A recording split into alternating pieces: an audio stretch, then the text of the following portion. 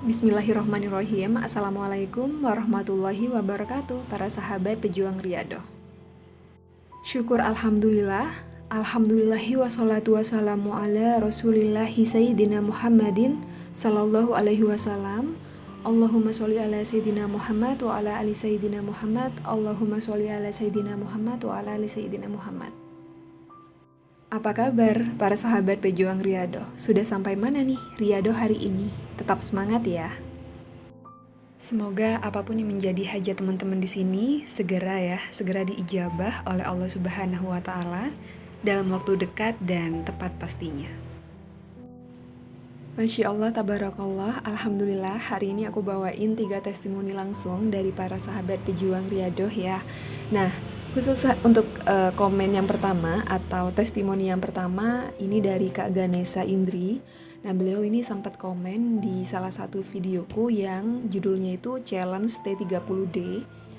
Nah, Challenge T30D sendiri itu adalah challenge sholat tahajud selama 1 bulan atau 30 hari. Nah, testimoninya beliau bercerita bahwa setelah merutinkan sholat tahajud, impian beliau ingin mempunyai rumah plus kamar yang ada toiletnya ya di dalam, itu terwujud teman-teman. Dan niatnya sangat mulia, kepingin kamar yang ada toiletnya biar menjadi ahli tahajud. Masya Allah, tabarakallah. Nah, buat kalian nih yang punya impian yang sama dengan Kak Ganesha ya, pingin punya rumah sekalian dengan kamar plus toiletnya, bisa juga nih ngikutin cara Kak Ganesha, yaitu merutinkan sholat tahajud. Buat kalian juga yang ingin ikutan challenge-nya T30D bisa langsung aja klik e-card di atas ya, atau aku taruh nanti di link description box penjelasannya T30D itu seperti apa. Bisa langsung aja kalian tonton videonya.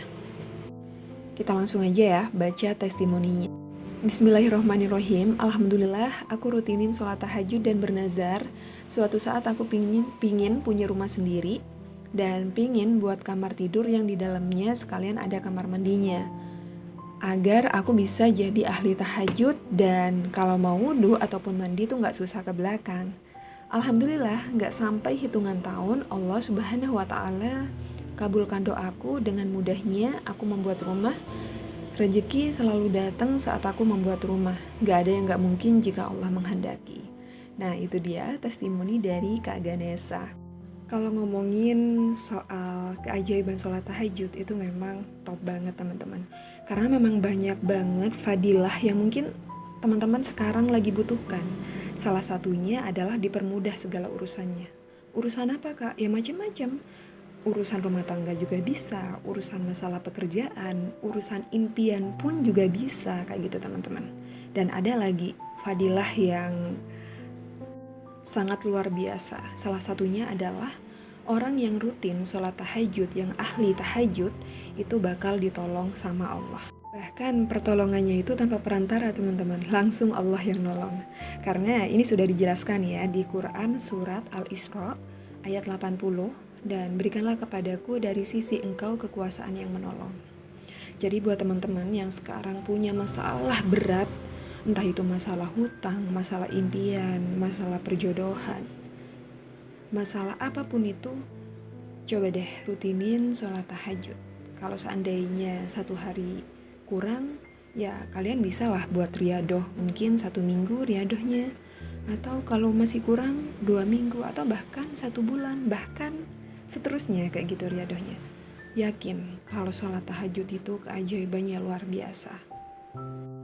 Kalau ada masalah gak usah ngadu kemana-mana, ngadunya sama Allah di sepertiga malam.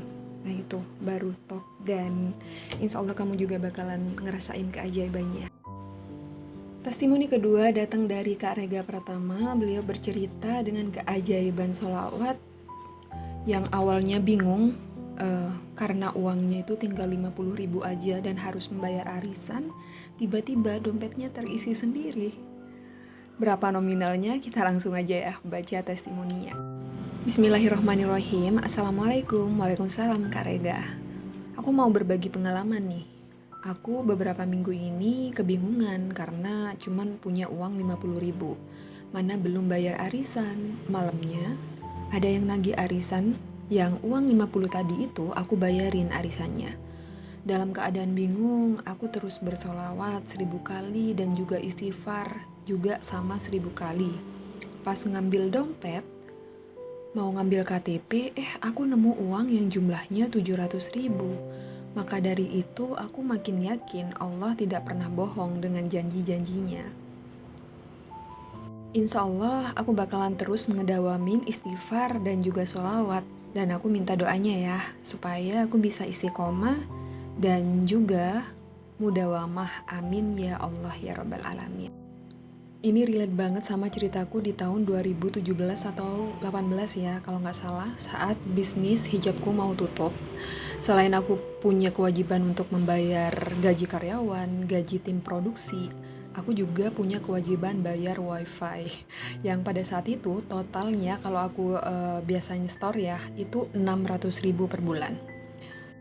Dan yang saat itu aku bener-bener nggak tahu harus bayar pakai apa karena uangnya udah aku pakai semua.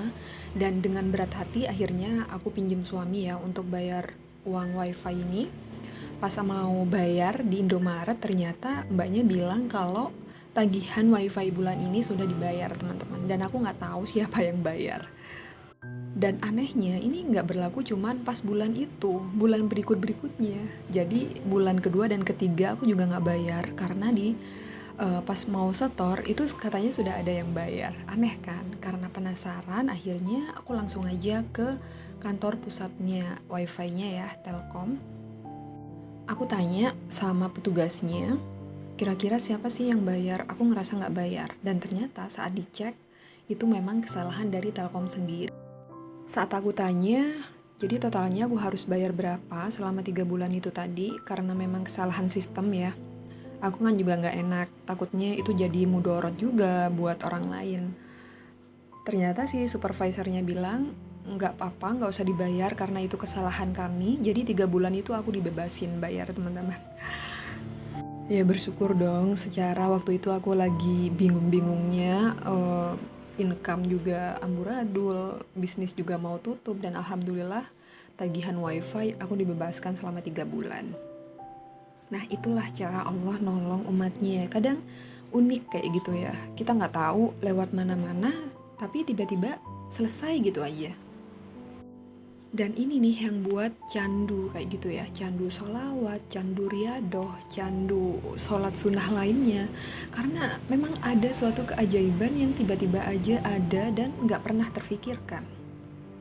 Kita lanjut aja ya di testimoni yang ketiga.